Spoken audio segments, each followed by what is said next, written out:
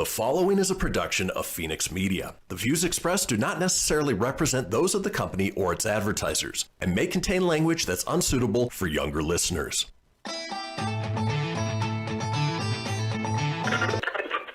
Laugh it up, fuzzball.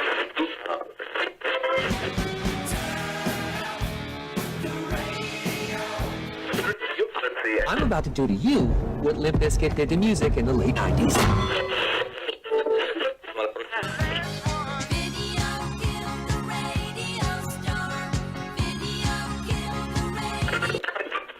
Surely you can't be serious. I am serious. And don't call me Shirley. Here goes the last DJ.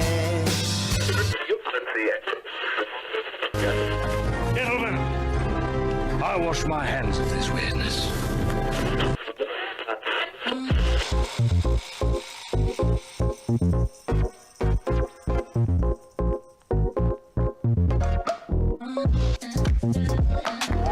Hello, everybody, and welcome to another brand new episode of the Kristian Fenix Radio Show. It is Thursday, January 28th. We are your daily dose of laughs and levity in a crazy, crazy world. I'm joined by my co-host, Mr. Tony Sanfilippo. Tony, how you doing this morning? Good morning, man. I'm doing good. Good morning, everybody, Phoenix fans. It's another wonderful morning. It is Thursday, the 28th now? It is, yep. I had to guess. I now have my little cheat sheet in front of me where I normally know the date. So. Yeah, no, it's good. Got a little extra rest. Still a late night, but got a little more rest than yesterday, so I shouldn't look too stoned today. Hey, man. Hey, I got, like, yesterday, Kristian thought I looked a little high, which I don't partake, and I don't judge anyone that does. Power to you. But the LED lights I have, man, just a little bit of little bright. So I might look a little squinty because of that. Yeah, needless to say, no waking and bacon for Tony. No, absolutely. Friday says the sound sounds good, so all signs point to a great show today. Fantastic. Let's hope that's the case. But with that being the case, let's go ahead and kick things off the way we do each and every day with a question for my co-host, Tony. Obviously, we do this show via Zoom. I'm in Reno, Nevada. You're up in Fort Collins, Colorado. With Zoom, obviously, you have to sort of deal with the live factors. What would be the most traumatizing thing that could happen behind you in your background that, is going out live over the air to thousands, if not hundreds of thousands of people? Oh, well, if like one of the bookshelves just randomly behind me with all these millions of Pops or Broncos gear here, like if one of them just went that scared the crap out of me, or if something fell off the wall which caused a reaction. Well, that happens before. Sometimes that use the old what are those 3M Velcro stickum things. I can't think of the name of them, but anyways, like they do fall sometimes and they do create a loud sound when they fall. I don't think it's the 3M stickum strips. I think it's your apartment ghost. Yeah. Well, thank God they haven't been roaming in a while, so that's good. I'm gonna knock on a little wood there. Or your neighbors aren't doing the Humpty dance, and you don't have to worry about... the ram jammins aren't ramming. Well, with that being said, a UK woman being interviewed from home got a rise from TV viewers who noticed the prodigious phallic toy sitting on a shelf behind her. Raggy. Yvette Amos. We'll say Yvette Amos was telling the BBC about how people were being passed over for jobs during the coronavirus pandemic, but what captivated Wales Today viewers was the phallic toy apparently being used as a bookend. Some viewers even called for Amos to receive a damehood for doing a bang-up job and spicing up the humdrum news report. This lady was just... This lady has just... Sorry, they didn't plan for that. Rewind. Let's go back. Let's start that part over again. I threw you off. This lady has just been live on BBC Wales News. I think she should maybe have checked her top shelf first, David Roberts said in a tweet. Was that the 6-0 cock news? Declan Cashlin wrote. User at Jack Murphy asked, who is this absolute queen who was on BBC Wales Today earlier? damehood pending, he added. So it just goes to show that, we live in a Zoom world now. Be cognizant of what's sitting behind you, what's in your background, unless you are planning on showing it off to the world. Yeah. Well, you ain't going to find, no matter how long you stare at all the background, you'll never find anything like that there. One of these days, you should just stick one in there among the pops and see if anybody notices. Yeah, well, yesterday, I don't know if anyone noticed, but the first half of the show, I had Mega Man sitting right here, and then by the end of the show, he wasn't there. Because I rearranged some stuff, during the break, and then he was gone. Ah, I thought maybe the ghost took him. No. Okay, no, that's good. Just on this side, no. Well, folks, it is Thursday. We've got a wonderful show lined up for you today. Let's talk about today's show, shall we? The third day, all right? Monday, 1 day. Tuesday, 2 day. Wednesday, when? Huh? What day? Thursday. The third day, okay? It is the third day, and as we do on Thursdays, we explore America's penis and the strange things that happen down there. Yes, I'm talking about Florida, man. We have a segment called, well, you tried. Our call-in topic today is terrible movie trailers. We have a segment called Mic Drop. We close out the day with This Day in History, but Tony is up next with the entertainment news. Folks, don't go anywhere. We will be right back.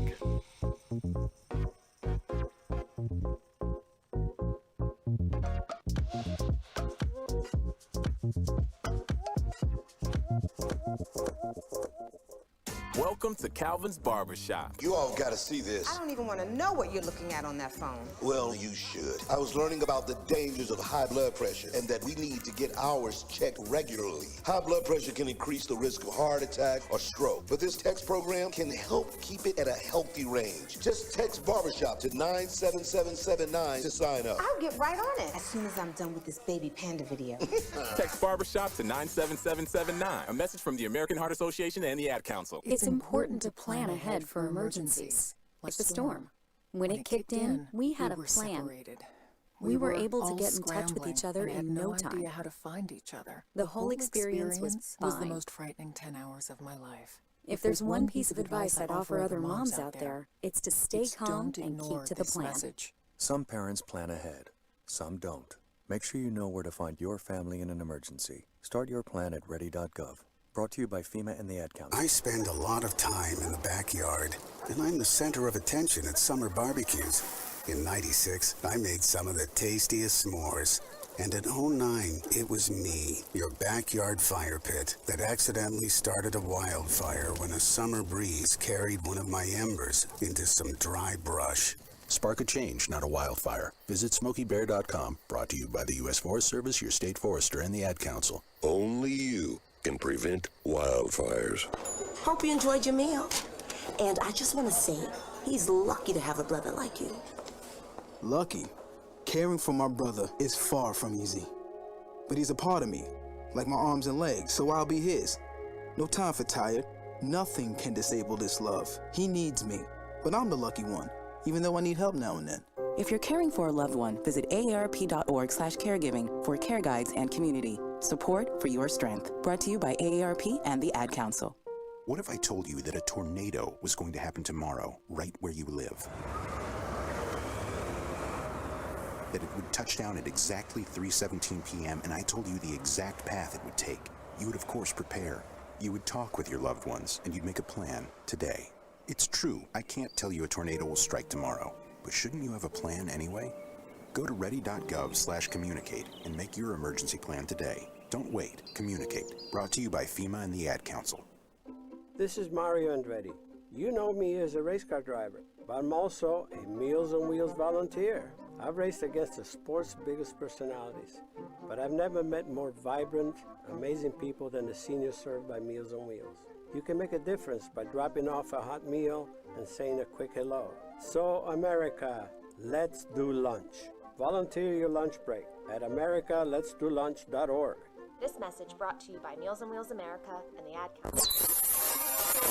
You're listening to Phoenix Media. Listen live and explore more great shows at phoenixmedia.us.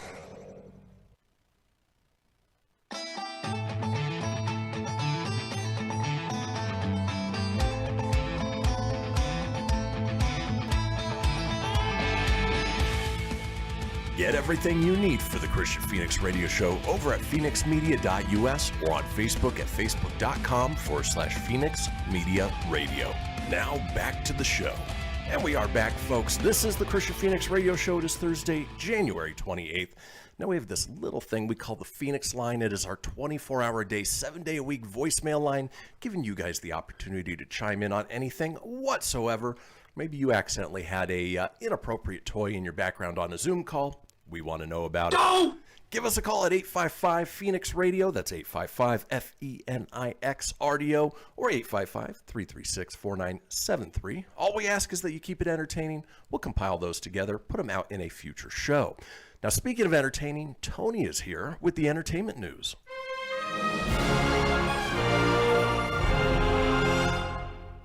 Good morning, everybody. It is Thursday, January 28th. Here's your Filippo Fast 5. Oscar winner Cloris Leachman has passed away at age 94. She was a part of the Mary Tyler Moore Show and the Facts of Life alum. Bam Margera's car was stolen yesterday. A thief crashed into a house following a police chase. No word if Bam got his car back. Keira Knightley says she will no longer shoot nude scenes with male directors. Gotta be female if old Keira Knightley or Elizabeth Swann will get naked for you. Patrick Stewart says he's had meetings with Marvel to return as Professor X. Nothing in concrete yet, just talks. Interesting. And Jason Witten to retire again. He will sign with the Dallas Cowboys for a one-day deal to retire as a Cowboy. And that is your Filippo Fast 5. A Nice. little variety there. Yeah. So today we're going to talk movie theater. No, we're not. Theater stuff.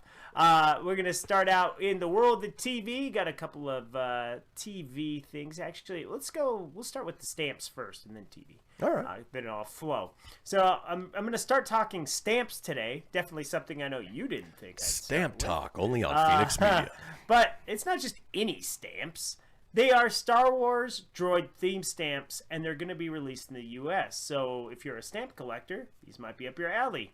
10 new Star Wars stamps featuring droids from all over the galaxy will be released in the U.S. sometime this spring. The United States Postal Service revealed that these stamps will feature IG-11, R2-D2, K2SO, DO, L337, BB-8, C-3PO, a GNK Gonk power droid, a 2-1B surgical droid, and C1-10P aka Chopper, each with their own unique backdrop based on some of the more memorable locations in the Star Wars saga. For example, Dio's backdrop is the hallway in the Millennium Falcon. These sets of droids are a nod to Lucasfilms as well as its parent company Disney's commitment to science, technology, engineering, and math, aka STEM, learning, and to the continued collaboration between Star Wars Force for Change and Global Pre-K through 12 nonprofit organization. So this one is, it's going to see 10 stamps will be for sale on a single sheet or doubled for a total of 20 stamps, 2 of each droid on a single pane. While waiting for these stamps to release, catch up on everything in the world of Star Wars. Okay, thanks, Ron Burgundy, for reading the rest. It just says, coming out in the spring. I think, very cool set. If you're a Star Wars fan, of course, the only one I'm not a fan of is C-3PO. The other droids look pretty awesome, though. Yeah. And interesting little stamp fact for you. People featured on stamps have to be dead. So Elvis stamps, Queen stamps, President stamps. It can't be anybody living. Now, obviously, in this case, they're fictional characters, so they can get away with it. But I found that interesting when I found that out. Yeah, that's cool. I was this year's old when I learned that. So there you go. Thanks for sharing that one. Yeah. I remember when I was a kid, my mom got the Elvis stamps. I don't know if it's stashed somewhere at my parents' house, but she got one of the first ones. I know those were worth something. So might be worth $1 or $2. Yeah, it might be 50 cents. I don't know.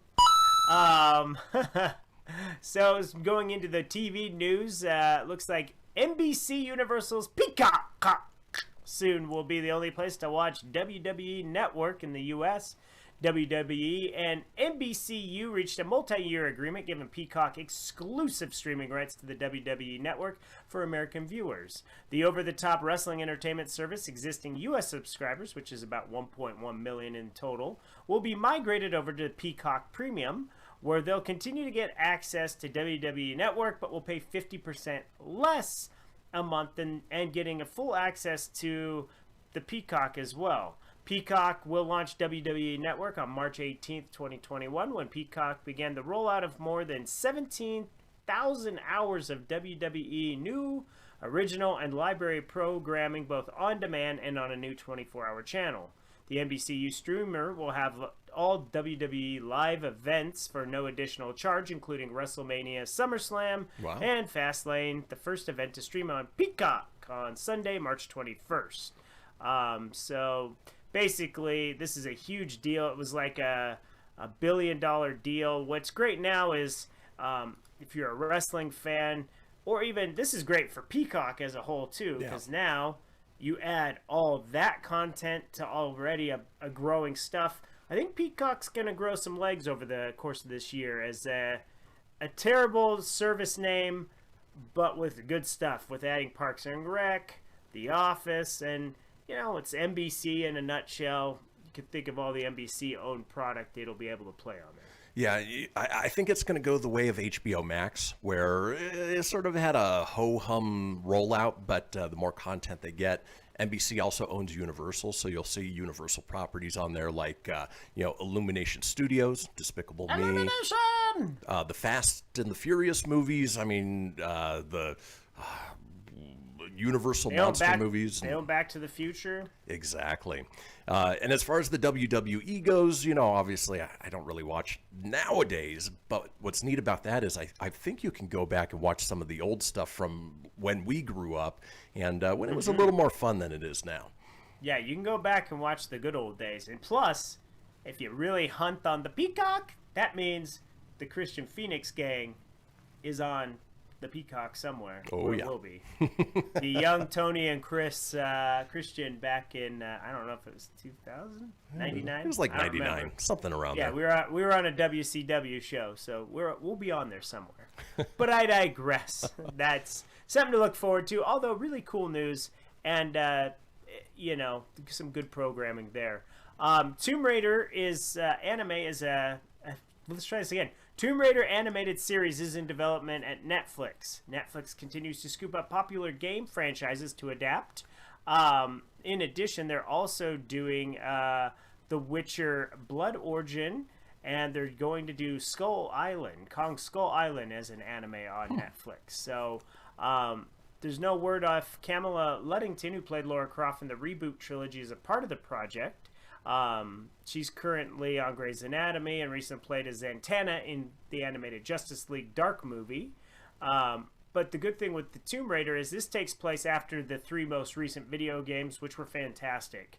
Great graphics, great story.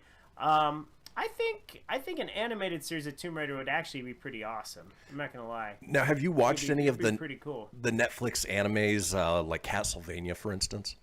Yeah, it's very neat. Very neat. Yeah, we're obviously genre fans, comic book fans, cartoon fans, but anime is something I've never really gotten into. Me either. But that one might be the first one that's of interest, I guess. Yeah, I'll watch it. Like the Castlevania ones I watched a couple times, I thought it was neat, but I mean, I didn't get like full-blown into it. Again, there's not enough time in the day to get into a lot of these things, so it's kind of tough. And then lastly, this is kind of a ridiculous one, but I'm going to share the news anyways. Disney Plus has made moves to block children from accessing films like Peter Pan, Dumbo, The Aristocats, and Swiss Family Robinson because of the depiction of negative stereotypes. So it's a pretty bold move that is bound to get a polarized reaction, but the platform seems to believe they're making the right decision. Profiles for children under 7, so thank goodness they're not taking it off, will no longer be able to access the titles above. It's the same move when Gone with the Wind was removed and added back on the streamer with a disclaimer. It's so weird that you have to take old movies that were just done that way and just block them. Like Dumbo, I don't know. It was just an elephant and a mouse. Yeah, what 5-6-year-old hasn't seen Dumbo or Pinocchio? Oh, it might be too scary for them. Yeah. Well, and Peter Pan, like when you think about it, it is a little creepy that an elfy guy in a tight little green leotard just shows up in your house and can fly around. It is a little weird as an adult. Exactly. It's creepy to think of as an adult going back, but kids, they don't care. They don't know the difference. When I was a kid, I sure as heck didn't think like, oh, Peter Pan's scary. I was like, oh, that looks cool. Well, they fly to I wish I could fly. They fly to Neverland and they battle Captain Hook. I mean, it was a great cartoon when I was younger. I always enjoyed it. Dumbo was a little, I was never a big Dumbo guy. I wasn't either. It just wasn't my thing. So, but I digress. So if you have kids under 5, they ain't gonna be watching Dumbo or Peter Pan. And lastly, in the news today, we're gonna talk a little Thor: Love and Thunder. It has begun filming in Australia. Taika Waititi had showed off some pictures with Chris Hemsworth. Dave Bautista's down there. Karen Gillian, which just means there's going to be a lot of Guardians of the Galaxy in it. How much, we don't know. But enough to know that James Gunn confirmed that he's helping Taika Waititi on Thor: Love and Thunder. So he says they're in good hands, but Chris Pratt's down there as well. And Sean Gunn, who does the motion for Rocket. So this movie, the more that's kind of leaking out about it, the more awesome this sounds. I cannot wait. They almost should have titled it Thor as Guardians of the Galaxy. Yeah, because I know it's going to take place with Natalie Portman being the big focus, but I love the fact that the Guardians of the Galaxy will be returning mostly. It doesn't seem like Nebula will be a part of it, but Gamora. I was going to say, you just said Karen Gillan was there, so. Yeah, Gamora won't be there. Gotcha. But if you watched Endgame, you kind of get it. But nonetheless, that was today's super exciting, entertaining news. Now let's dance on to the birthdays, shall we? It's my birthday! Oh, yeah, this little well, he's not really a hobbit, I guess. Maybe he is. Frodo was the good son and refused to play Marty McFly in a round of Wild Gunman. Elijah Wood is 40. He met the Millers in the maze and was rumored to be Pennywise till a tarantula bit him in the nether regions. He's so lucky he got to kiss Jennifer Aniston and Emma Roberts in the same scene. He's a young 27. That's Will Poulter. Born Stephen Fairley, he became a WWE champion and a world heavyweight champion before appearing in films The Escapist and Of Assault of Darkness. Sheamus is 42. Want to feel old? The youngest member of the popular 90s boy band Backstreet Boys, Nick Carter is 41. Wow. Still want to feel old? The oldest of this boy band was a singer and performer who got his break with NSYNC. Joey Fatone is 43. The fat and that's one. Your birthdays for today. Happy birthday. But it's weird to think that NSYNC and Backstreet Boys, that they're all in their late 40s now. I mean, that was the younger one, or early 40s. Exactly. Well, time flies, and so does this segment. That does it for entertainment news. When we come back, we explore America's penis and the strange things that happen down there. It is time for Florida Man. We will see you after these messages. After these messages, we'll be right back.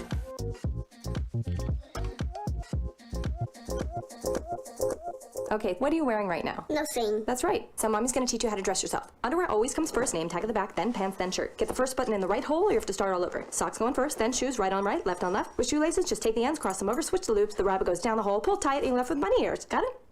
Why are your pants on your head? Most parenting's hard to do in just 2 minutes.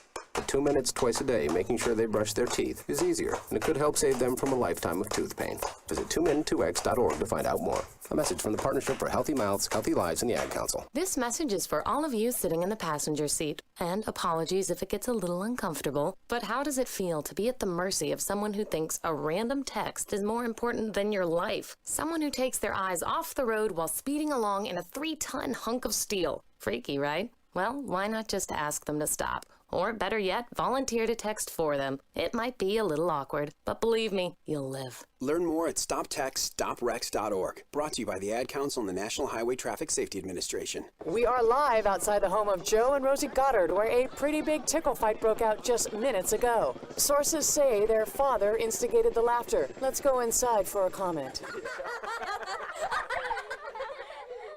Apparently, they have no comment. Dads, let this be a reminder that it only takes a moment to make a moment. Call 877-4DAD-411 or visit fatherhood.gov. Brought to you by the U.S. Department of Health and Human Services and the Ad Council. How's it going? I'm having a stroke. Are you going to shake my hand? I'm having a stroke. Wow, you're not even moving your arm. I'm having a stroke. When someone is having a stroke, they may not be able to say it with words, but their body language will tell you loud and clear. Look for FAST. F, face drooping. A, arm weakness. S, speech difficulty. T, time to call 911 immediately. Know the sudden signs. Spot a stroke fast. Visit strokeassociation.org. Brought to you by the American Stroke Association and the Ad Council. Hello, Kubo. What have you got planned for today? Come on, this way. Adventure can be found anywhere, but the best place to start is in the forest. It's the most powerful magic there is. Head outside to discover incredible animals. Wow. And beautiful plants that come together to create an unforgettable adventure. So grab your loved ones and explore a world of possibilities. Visit discovertheforest.org to find the closest forest or park to you. Brought to you by the Ad Council and the U.S. Forest Service. My teacher said that we should have a plan in case of an emergency. Do we have one? First thing I'm gonna do is grab a flashlight with dead batteries. I'm going to start randomly throwing clothes in the bag. You two will be hiding in the closet and Dad won't be able to find you. And that's when we both start crying. Uncontrollably. Can you pass the cutlets? Winging it is not an emergency plan. Make sure your kids know what to do during an emergency, who to call, where to meet, what to pack. Search Ready Kids at nyc.gov or call 311. Brought to you by the New York City Office of Emergency Management and the Ad Council. You're listening to Phoenix Media, the future of broadcasting. Listen live at phoenixmedia.us.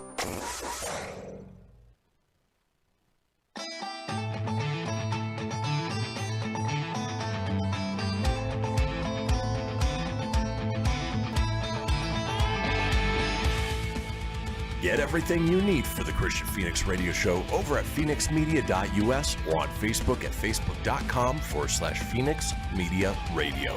Now back to the show. Indeed. This is the Kristian Fenix Radio Show on a Thursday, January 28th. Now, we are all over social media with many of you watching us as we speak on Facebook Live or YouTube Live. Now, you can get a hold of us on social. I'm available at facebook.com/Kristian Fenix Radio. That's Kristian with a K, Phoenix with an F, radio, of course, with an R, or on Instagram and Twitter at Phoenix Media Radio. Tony's available at facebook.com/Tony.Sanfilippo. That's SANFILIPPO.94, or on Instagram at Tony.Sanfilippo81. Now, it is Thursday, and as we like to do on Thursdays, we explore America's penis and the strange things that happen down there.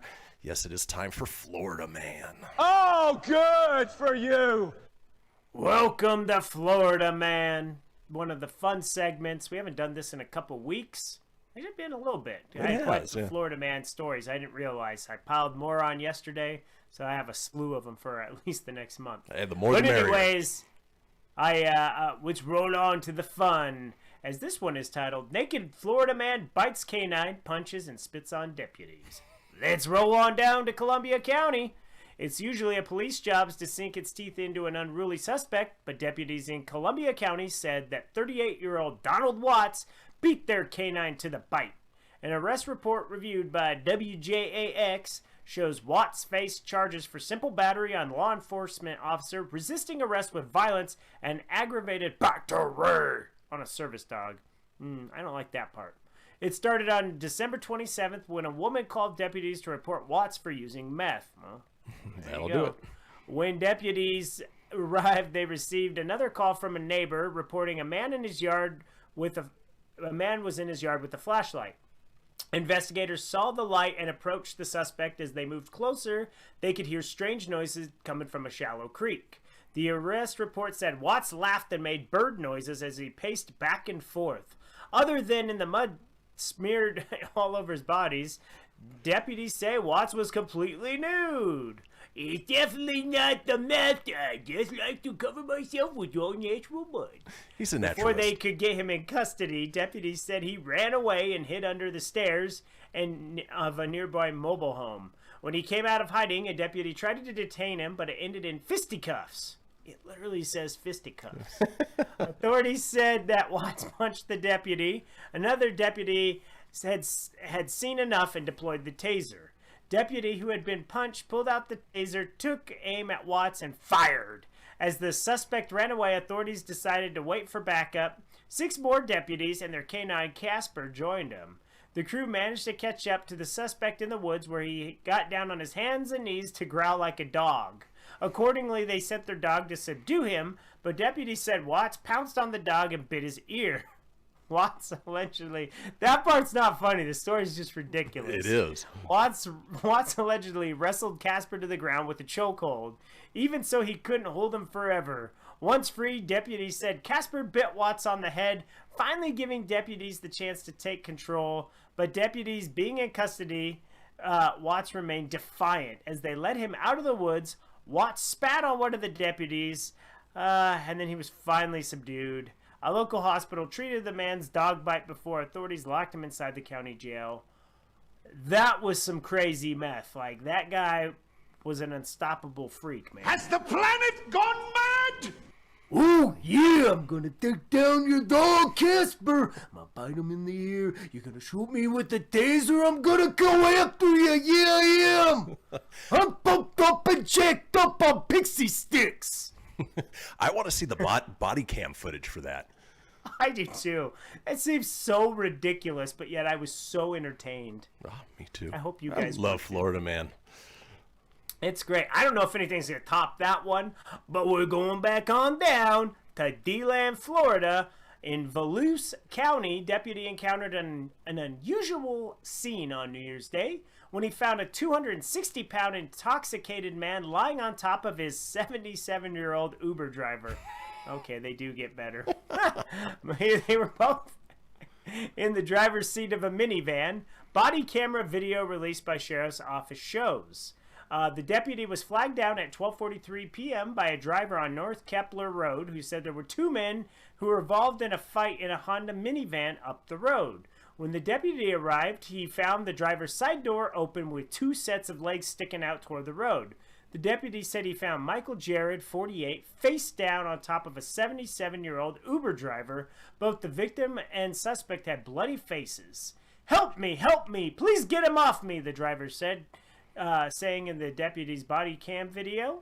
The victim, it says, warning, the video below contains graphic content. Viewer discretion is advised. I just wanted to read that part. Viewer discretion is advised.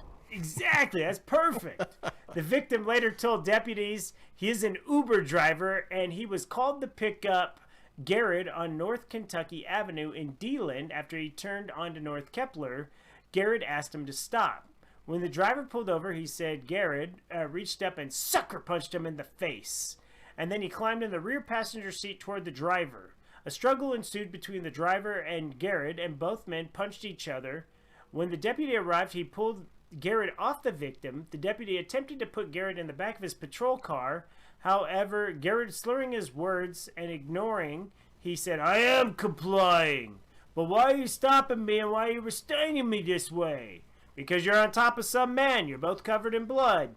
No, you tell me why. I just told you why. The deputy led the stumbling and slurring Garrett back to the patrol car and attempted to put him in the back of the car, but Garrett refused. You're under arrest, by the way, the deputy told Garrett. For what? Another deputy arrived and 2 deputies attempted to shove the man in the car belly first. Garrett said he was dying, closed his eyes, and fell face first into the back seat. The encounter left the deputy and his patrol car smeared with the suspect's blood and snot. The video ends with Garrett sitting up on the ground, crying and yelling, "The police is corrupt!" According to the arrest report, Garrett was taken to the hospital where he also assaulted a nurse. Now Garrett is charged with battery on a person at 65 years old or older, battery on law enforcement, criminal mischief, assault on law enforcement officer again, and assault on a medical care provider. Garrett also earned the title of Sheriff Mike Chitwood's first Scumbag of the Week for 2021. Our first Scumbag of the Week for 2021 is Mr. Nightmare New Year Day Uber rider who decided to sucker punch and attack a 77-year-old driver. Who was just trying to do his job. Thankfully, someone flagged him down. So, just when you don't think things can get crazy down in the world of Florida, well, isn't that weird? That is weird. Man, 2 good stories right out the gate. Can it get better? Let's make it a trio. Find out. Let's see, man. We got 2 minutes to fly through some more. Ocala, Florida. A Florida man is in jail on charges he beat an elderly golfer after trying to steal his golf balls at a course. Marion County Sheriff said 22-year-old Tyler Dearden was taking golf balls from a golfer's bucket at a club in Ocala, Florida. Wait, Tyler Durden? Tyler Durden. We're just going to call him Tyler Durden. It's like Dearden. Okay. Tyler Dearden, but we'll call Close him Tyler enough. Durden. And if I'm saying Ocala, Florida, I'm probably butchering that. It's probably Ocala. I don't know. News outlets say the golfer told him not to do that and went to report him. And when he returned, Durden came up to him and stated he wanted to apologize. But he punched him, knocked him to the ground. Durden told deputies he was defending himself and because the golfer threatened him by pointing a golf club at him. Then he got down on his knees, whispered, "It's Fight Club, we don't talk about it." Really didn't say that part. The golfer suffered from a broken rib, bruises and cuts that required stitches. Durden remained in jail on a $10,000 bond. No attorney was listed. He was charged with aggravated battery on a person of 65 years or older for the incident. You're so dumb. You are really dumb. For real. Speaking of dumb, this idiot came down. He's from Orlando. He did not want to wear a mask at Best Buy on Saturday and was booked for disorderly conduct after he coughed, spit, sneezed throughout the store. He even wiped boogers on Blu-rays and stuff. Employees at a Vero Beach location of the chain told Indian River County Sheriff's Office they asked Alton George Ashby multiple times to wear a mask to prevent the spread of coronavirus. Ashby of Palm Bay. Oh, he is a handsome... He looks like the Blob from X-Men. Ashby, 51 of Palm Bay, was going to the Geek Squad to get help, but walked up with no mask. Ashby then proceeded to cough, spit all over the Geek Squad counter, then continued to walk around the connected department to do the same thing. He's also accused of pulling a package of masks down on the floor, spraying a soda drink, sneezing all over the counter, wiping his hands on shelves, wiping boogers on product, and refusing to leave. After he was pulled over in the Cadillac sedan he left with, Ashby explained that his behavior by saying he's going through a lot this year and got carried away. Ashby posted a $500 bond and he was due in court January 5th. Ugh. Like, just wear a mask, you idiot. Right. Jeez. And you know what? That's all the time we have for Florida Man today. But stay tuned next Thursday where we have more adventures from the craziness of America's penis. You know, Florida Man never disappoints. I always Never love does. Thursdays because it's so much fun. Well, folks, we are headed into our break. When we come back, we've got a segment called Well, You Tried. Don't go anywhere. We'll be right back.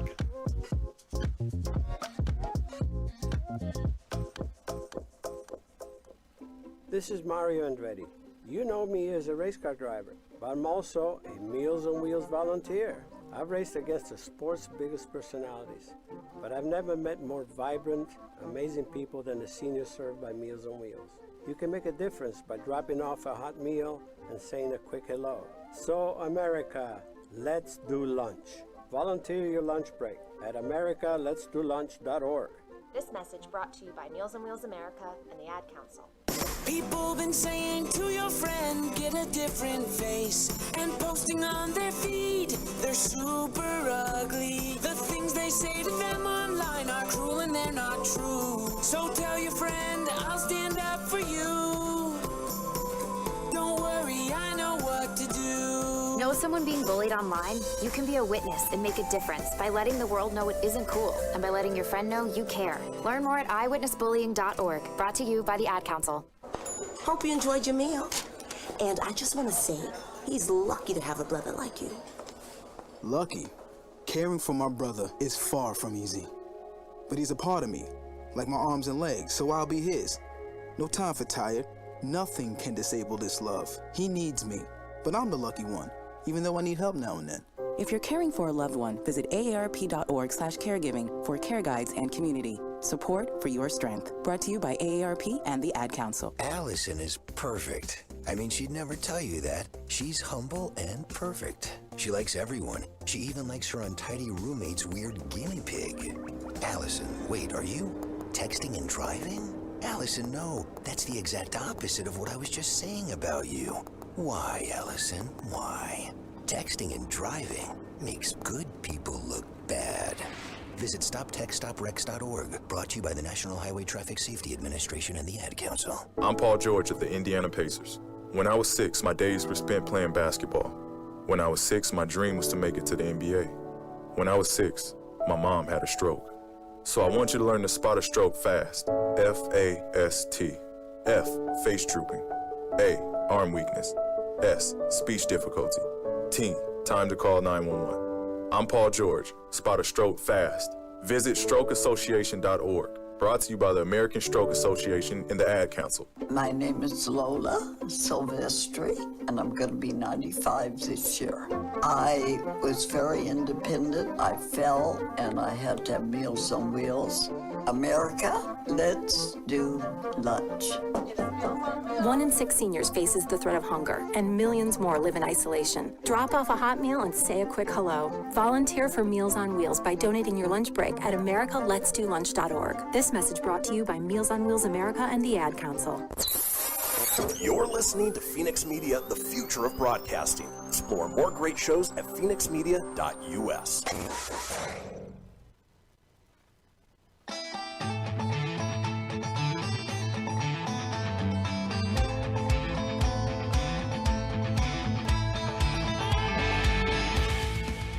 Get everything you need for the Kristian Fenix radio show over at phoenixmedia.us or on Facebook at facebook.com/Phoenix Media Radio. Now back to the show. And we are back. This is the Kristian Fenix radio show. It is Thursday, January 28th. Now it is the final segment of the first hour, but don't fret, there is still plenty ahead with our fast second hour, including our call-in topic of terrible movie trailers. Now, if you missed If you missed a portion of the show or you want to go back and catch up on any of the previous shows, it's easy enough to do so. Head over to phoenixmedia.us, click on the show's link, scroll on down to the Kristian Fenix radio show. From there you can get video, you can get audio as well, or head over to wherever you get podcasts. Apple, Google, Stitcher, Spotify, Anchor Breaker, iHeart, TuneIn, about 20 in all. While you're there, be sure to subscribe. That way you always have the latest episode. Leave a review. Let us know what you think. And tell your friends because, well, sharing is caring. This segment, which we've titled, Well, You Tried, actually kind of stems from our conversation yesterday at the top of the show, where I asked Tony if he's ever had an employee or worked a job where it was so easy a monkey could have done it. Well, in this case, it's employees or people who had a job. They tried their best, but didn't quite work out so well. For instance, you have this one where it's a picture of a beautiful brand new house and, one of these big tracks and, it's a dark gray house. The windows have white trim all around them and the gutters, the storm drains, are white as well. Well, what they didn't realize was the placement of the storm drains in relation to the windows. If you look at the house, it says poop in the upstairs area, and I'll post this on our Facebook page so you guys can check it out, but anybody driving by can't help but see the word poop just built into the house itself. There's the poop house. That's old man Smithers' house there. We're gonna go put a thing of poop there. Moving on with, well, you tried. Oh yeah! You have this employee who decided to include the cutter as a premium topping in the pizza. It's one of those weird square pizzas, but when you open it up, the cutter is actually almost baked into the pizza. And it's the full metal plastic handle. It's a nice little surprise, but you might want to double check your work there. Toasty! Oh, man. Hey, you come down to Little Caesars. Not only do you get the deep dish pizza, but we're going to throw in the cutter for free! Come on down today, only $7. Hot and fresh, what is their tagline? Hot and ready. Hot and fresh. Slicey dicey. Let's move on with, well, you tried. Oh, yeah! Here's a picture of a packaging label, something, I don't know what the product is itself, but on the side, you know, it has little icons of all the different things that it can be used for, including an icon of somebody riding a bike, somebody fishing, somebody golfing, somebody shooting, somebody riding a horse. And then, of course, they label underneath each picture what it is. Problem is the person forgot to change the word. So under the picture of the biking, it says biking. Under the picture of the fishing, it says biking. Under the picture of the golfer, it says, well, biking. Under the picture of the guy with the gun, it says biking. And that includes all the way down. So on a finished packaging label, again, check your work. Make sure that everything is complete. You know, that guy is definitely the cream of the crop. Got to get him hired ASAP. Here's somebody else that you'll want to hire ASAP with, well, you tried. Tony, did you ever have a Tickle Me Elmo when you grew up? Never. Come on, everybody. Well, this is the creepiest Elmo you will ever see. It turns out somebody attached the eyes on backwards. So the front of Elmo's face has the nose, the mouth, and just a blank white stare. And if you look at the back of it, well, the eyeballs are back there. So Wow. way to traumatize some kids. Yeah, they tried hard there, man. Nailed it. Moving on with, well, you tried. Tony, obviously we're in a world where, you know, you have to fill out forms online. And of course, you know, they give you those little warnings if you either didn't do it right or you didn't enter something improperly. Well, this one is a screenshot where it says first name. Somebody typed in the name Alan, and then there's a big exclamation mark under that that says must be a number. Apparently, they're only looking for Elon Musk's child to fill out that form. That's it. Sorry. You are not allowed to work here because your name's Ron. We're looking for like 7, maybe if your number was 1. Maybe 11 from Stranger Things? Yeah, but you're not. You're just Ron. So I'm really sorry, but we're going to have to not take you. Yeah, unfortunately. Goodbye. Let's move on with employees. Well, you tried. Here's somebody who was in charge of making a sign for a restaurant, as far as it appears, warning the food may contain human flesh because the sign says we're hiring servers, serve people, greeters, greet people, line cooks, cook people. Wait, no, that's not right. Somebody crossed out through the people and put food, but yeah, we don't want to cook people, and I wonder if they serve a nice Chianti. Yeesh. Not good. Speaking of employees who tried and mislabeled, you know, you go to the grocery store and they have sort of those prefabbed meals and things that you can pick up from the deli section or wherever it may be. Well, here's a picture of what looks like a delicious Oreo cookies and cream milkshake. Label says crunchy vegetable salad. Well, it depends on your take, you know. It's meatless, so it's kind of vegetarian-ish. Well, if you're on a diet or you're trying to be on a diet and you just want to prove to your partner, yeah, I ate healthy today, you know, you finish off the shake, you bring them the cup home and say, look, I had a crunchy vegetable salad. Here's the proof. Yeah, you're judging. Yeah, I mean, yeah, you know, you're justifying it somehow. Oh, let's move on with, well, you tried. Here's one that we've actually seen before, but again, it's worth re-mentioning. Going back to grocery stores and delis that, you know, label things. This one is roast beef and criminalized onion relish. Oh, I wonder what that onion relish did to become criminalized. Very, very bad. It's a smooth criminal. Oh, this next one is gold. People, when you're putting price tags on a label, if you're basically putting something somewhere, just make sure you understand where you're putting it on. Here's a picture of what looks like some sort of floral plant. The label sticker is covering part of it, and, well, the label says pot of cum. Whoa. I'm glad I said that before you took a drink. Yikes.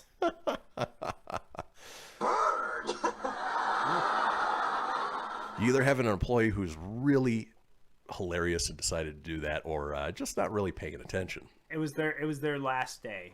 Let's just put it that way. Let's move on with, well, you tried. We were talking about forums before and online forums. Well, here's one that, boy, if you're answering this one, you must be a ghost. It says, have you ever been in an accident that resulted in your death? And then it has a check mark for yes or a check mark for no. If you're marking yes, well, there's some issues. Oh, no. I'm back and I'm ready to work. This next one sort of goes back to the product labeling person. Again, make sure you double check it before it goes out. It looks like a bottle of maybe a 5-hour energy, something along those lines. And it has the expiration date. It says best before mm.dd.yyyy. Yeah, they forgot the expiration date and just put the placeholder in there. mmddyyyy. You gotta be Nostradamus or psychic to figure that out. You're like, this expires somewhere between, or was that the one from Mallrats? Somewhere between January and March. It's the third nipple. Gets you every time. Let's move on with, well, you tried. Here is a very confusing sign that somebody made up. It says the library is now selling free coffee for $1. So is it free or is it $1? Hey, Which is it? It's the tax. You got to pay tax on free. Uncle Sam, they ain't letting you have it. They'll give it to you, but Uncle Sam won't. They gotta get that in. Exactly. Here's one that, boy, it's the definition of irony and somebody not doing their job properly. It's a picture of a sealed fortune cookie. Well, the fortune's not in the cookie, it's on the outside of the cookie, but the irony of that is the fortune is, the job is well done. Well, apparently it's not. No, all you have to do is one thing. Put the fortune in the cookie. And then finally in, well, you tried, here's something I know you run into. It is a sign that says, due to shortages on toilet paper, there is a limit of 1 per household. Thank you for understanding. I would assume they meant 1 package per household. Oh, actually, I just got it. There's a sign right next to it that says, buy one, get one free. Well, how can you have 1 package, buy one, get one free? It doesn't quite work out that way. It doesn't work that way. Nope. That means you get 2. 1 + 1 is 2. Right. Yeah. And that might be a little hard to enforce, but, it's the way it goes. Well, folks, that does it for our first hour and the segment. Well, you tried. When we come back, it is time for our interactive portion. We're talking terrible movie trailers. So we're headed in the long break. Enjoy the news. Take a potty break. Get a cup of tea. And we will see you guys in about 7 minutes. 7.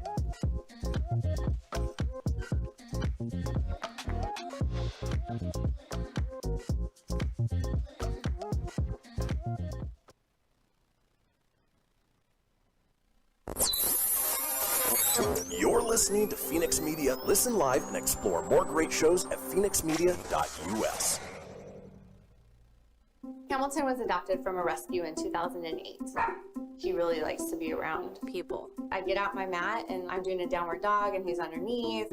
He's quite the pug about town. He gets invited to a lot of parties. He knows he's a pretty big deal. Look at this little face. How could you not love him? Hamilton the Pug, Instagram star and shelter pet. Amazing adoption stories start in shelters. Visit theshelterpetproject.org to find a pet near you. Brought to you by Maddie's Fund, the Humane Society of the United States, and the Ad Council. You make sure his toys don't have any sharp edges. You taught her what to do when the smoke alarm goes off. You do so much to keep your child safe. But are you using the right car seat for your child? Car crashes are a leading killer of children ages 1 to 13.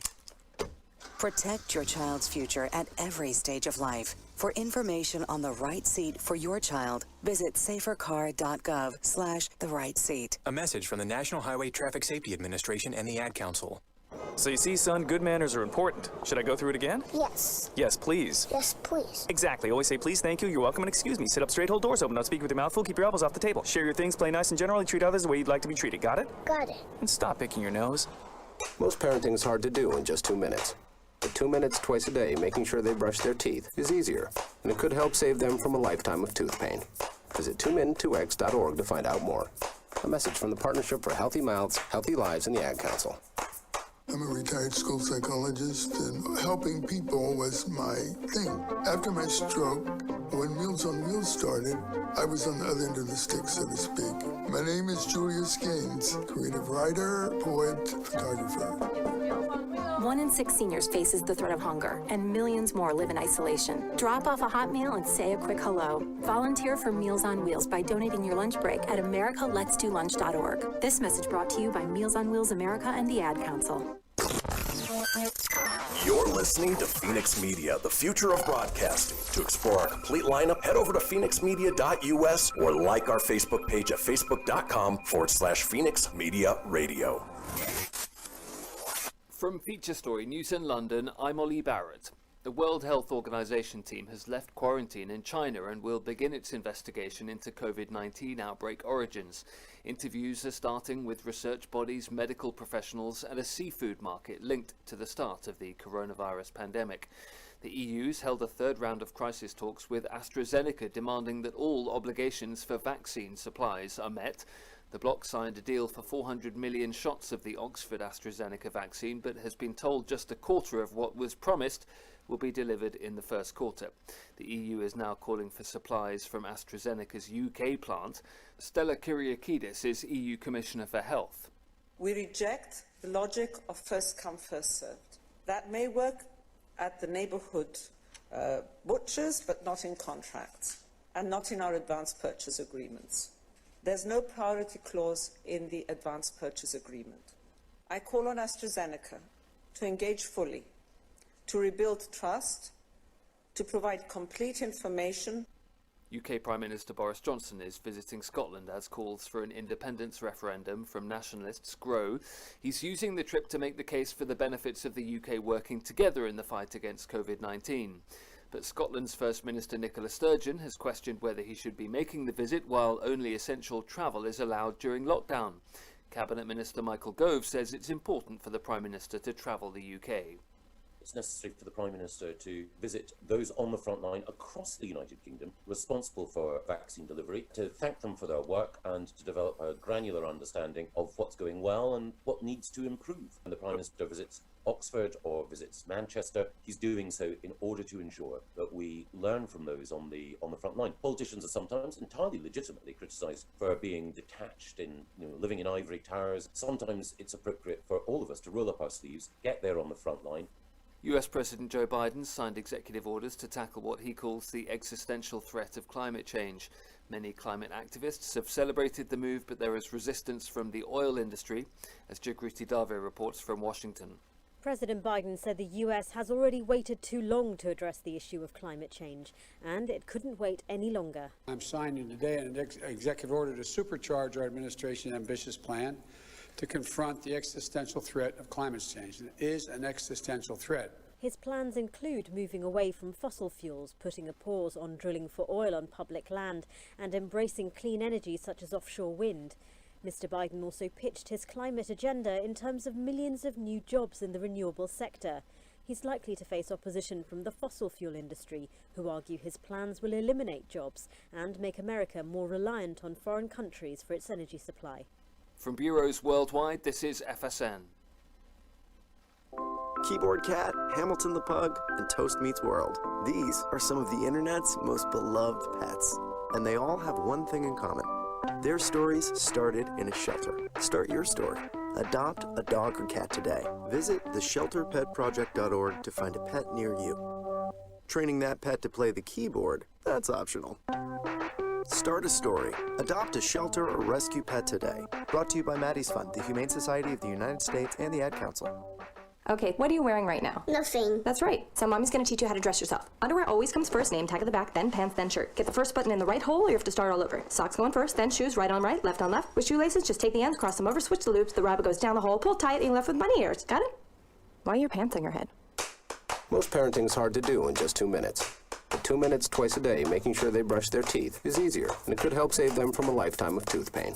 Visit 2min2x.org to find out more. A message from the Partnership for Healthy Mouths, Healthy Lives, and the Ad Council. How's it going? I'm having a stroke. Are you going to shake my hand? I'm having a stroke. Wow, you're not even moving your arm. I'm having a stroke. When someone is having a stroke, they may not be able to say it with words, but their body language will tell you loud and clear. Look for FAST. F, face drooping. A, arm weakness. S, speech difficulty. T, time to call 911 immediately. Know the sudden signs. Spot a stroke fast. Visit strokeassociation.org. Brought to you by the American Stroke Association and the Ad Council. The storks are bringing me a baby brother! We can do this together! All right, let's go. Storks know how to keep kids safe. Do you? What? Oh my gosh, you don't know! I know. You don't! Oh man, you laugh when you're uncomfortable. No. Making sure your child is in the right car seat is one of the steps to safer travel. I will rock this! You will rock this! To know for sure that your child is in the right car seat for their age and size, visit safercar.gov/the-right-seat. Cool, cool, cool. Very cool, very cool. Brought to you by the National Highway Traffic Safety Administration and the Ad Council. The following is a production of Fenix Media. The views expressed do not necessarily represent those of the company or its advertisers and may contain language that's unsuitable for younger listeners.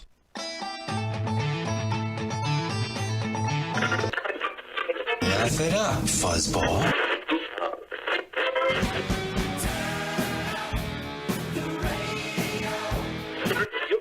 I'm about to do to you what Limp Bizkit did to music in the late 90s.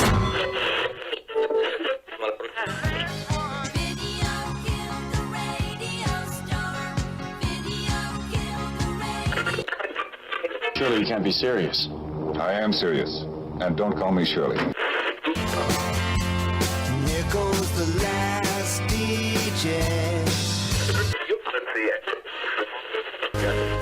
Gentlemen, I wash my hands of this weirdness.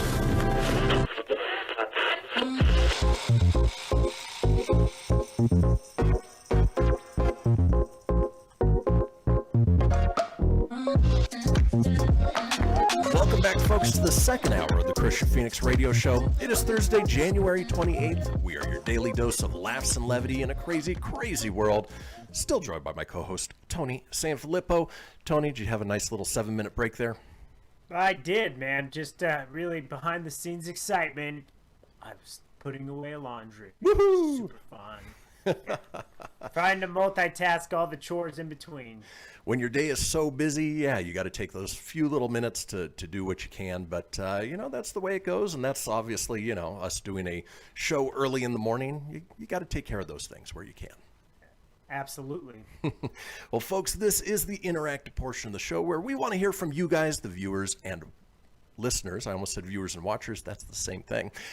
On the topic of the day, and of course we give you that topic 24 hours in advance, so you have time to call in on the Fenix line, which is 855-FENIX-RADIO. Let us know what your pick is, what your story is, whatever it may be for that topic of the day.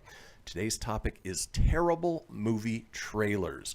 Obviously, trailers are designed to give you a sense of what the movie's going to be like, to feed you a little bit, but not give away the whole farm. That way, you get to the theaters or you download the streaming service or whatever it may be in order to enjoy a movie and obviously earn your money. But every once in a while, a trailer misses a mark. Either it gives away the entire story, or in my case, it is all of the funny parts are in the trailer. You go to watch the movie, and those are the only funny parts. The rest of the movie is just humdrum, terrible. And in my case, I'm talking about the 2016 reboot of one of our favorite beloved franchises, Ghostbusters. And I wasn't upset about the fact that they were females. Obviously, that there was an outcry that, oh, you can't do that. Who cares about that? As long as it's a good story, well-directed, funny, and holds true to the original, that's all I was expecting, but that's not what I got. The trailer for the rebooted Ghostbusters basically looked like a supernatural take on Paul Feig's Bridesmaids, because it was directed by Paul Feig, and it played out sort of like a 2-minute Saturday Night Live sketch on Ghostbusters, considering that half the cast is from Saturday Night Live to begin with. But ultimately, it gave away huge parts of the movie. None of the original cast played their original parts. They were just sort of, cheeky little winks at the camera, and ultimately the entire trailer gave away all the funniest parts, which, to be fair, weren't all that funny. It's no secret that we I guess despise would be the the best description of that movie. But again, not for the ensemble cast, but for the care that wasn't taken to honor the original. So that's my pick for worst movie trailer ever. Now, Tony, I know through Pop Culture Kaboom, through our friend Jimmy Jones, you watch a lot of trailers, and a lot of those are not the best. Oh man, yeah. What would be your pick for a terrible, terrible movie trailer? I'm glad you said the Jimmy thing. I was gonna give a shameless plug there, and if you guys all want to hear, these are the movies I have to review this week: Earwig and the Witch, Little Fish, The Wanting Mare, Bliss, and Reunion. Oh, I know all of those. Shows I have to watch. I've been looking forward to them. those. So yeah, I watch a lot of our segment. There is the most horrible, god awful trailers that you'll ever see, and it's true. So I see a lot of bad trailers. Now, when it comes to big blockbuster films, I'm in the same boat with you. I hate trailers that tell you the movie, and I have no desire to go see it. I poked fun most recently at was it A Dog's Purpose, the one where he he follows his owner, they get in a race car, and it just basically you see everything, and you're like, I don't need to see it. But that's not what I picked. I actually have two, but I'm only going to give you one in case we need a filler. Fair enough. But I went back and I had to think. There's so many trailers, and one of them that was so bad was for me was Terminator Genesis. I'm a big fan of the Terminator movies, love them, always get excited for a sequel, but I'm always disappointed because the movie's typically not that great. It's hard to live up when Terminator 2 Judgment Day is a fantastic movie. But Terminator Genesis, the big thing that really killed it wasn't so much that you're like, okay, well, Arnold's back, that's cool, it's another Terminator. All right, you're taking Emilia Clarke from Game of Thrones, she's going to be Sarah Connor, this is cool. Oh, okay. Well, John Connor. Oh, wait. You just told me John Connor's the bad guy. He's a robot. Right. Gave away the big ending. The big thing. You could have just not mentioned that. You could have just had John Connor. You could have just given me less. But not only that is now, why do I care about the other villain that they're fighting at the beginning of the trailer? Like, I don't care. Yeah, it doesn't matter. John Connor's the bad. And it's just, unfortunately, they gave away too much. And the movie ended up not being very good anyways, so, I hate movies I hate trailers that spoil, and if no one claims it in the next segment, I'm going to let somebody else have it, but if no one claims it, I do have a second one, because I did go and I looked at some bad trailers. I went and rewatched them. Like, I rewatched the Terminator Genesis trailer last night, and I was like, yeah, this is why I didn't like that. Gotcha. Yeah, that Terminator Genesis trailer would be equivalent of, them basically showing that Bruce Willis had been dead the whole time for Sixth Sense. Exactly. It doesn't make sense. It would be, upcoming movies, like Marvel does it smart. They show you a bunch of scenes that are not really in the movie. Like, they just shoot specific things to throw you off. They do it with their with WandaVision as well. There's just stuff they shoot to throw you off to make the trailer look cool, but doesn't give away any of the secret, which that's genius. But we're talking not genius and bad trailers. So let us know. We want to hear. Well, folks, when we come back, it is all about you. We want to hear your pick for a terrible movie trailer and why. So don't go anywhere. We will be right back.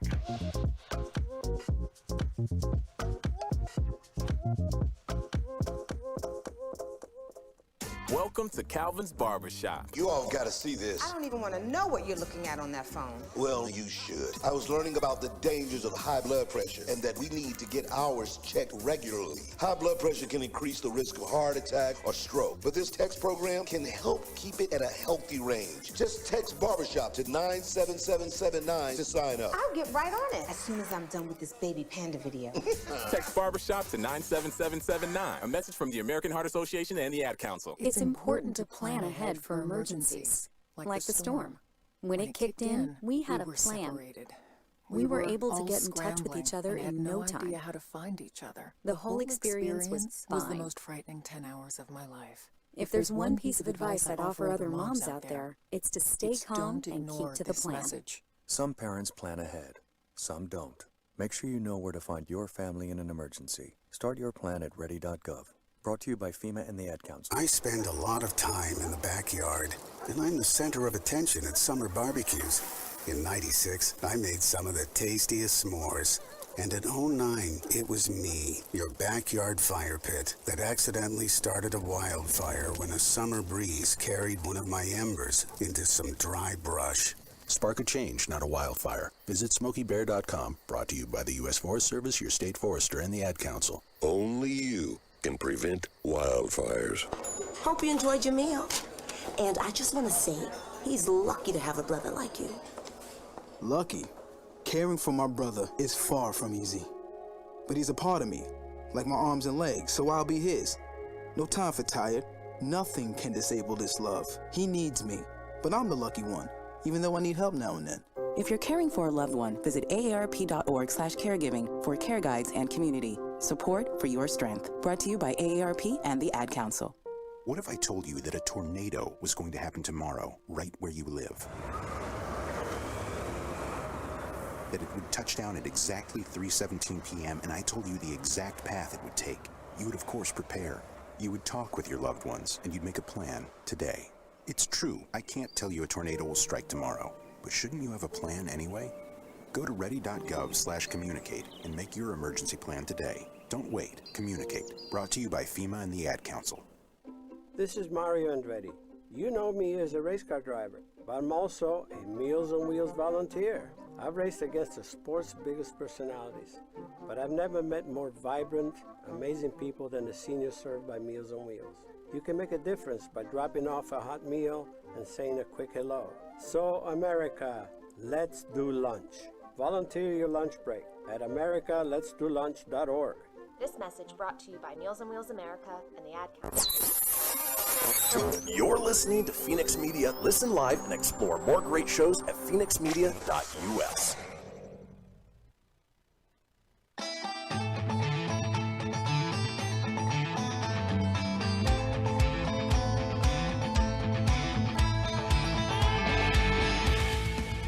Get everything you need for the Kristian Fenix Radio Show over at phoenixmedia.us or on Facebook at facebook.com/Phoenix Media Radio.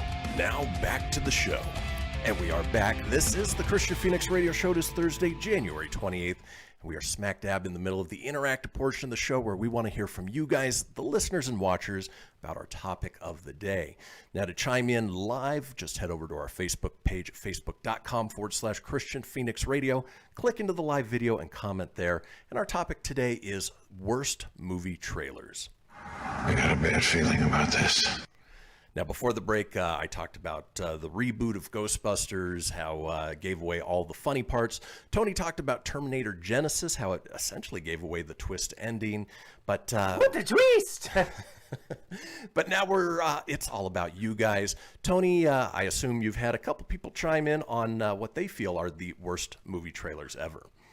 I have Superfan Friday Lacey inform me the movie that I quoted. What did I said A Dog's Purpose, but I stand corrected. It is The Art of Racing in the Rain. How dare you? I was looking for. I know. She said it turned out to be a good movie, but she's with me. The trailer, it made it super obvious the dog dies. Spoiler alert. Bella wanted to see it. It's so good.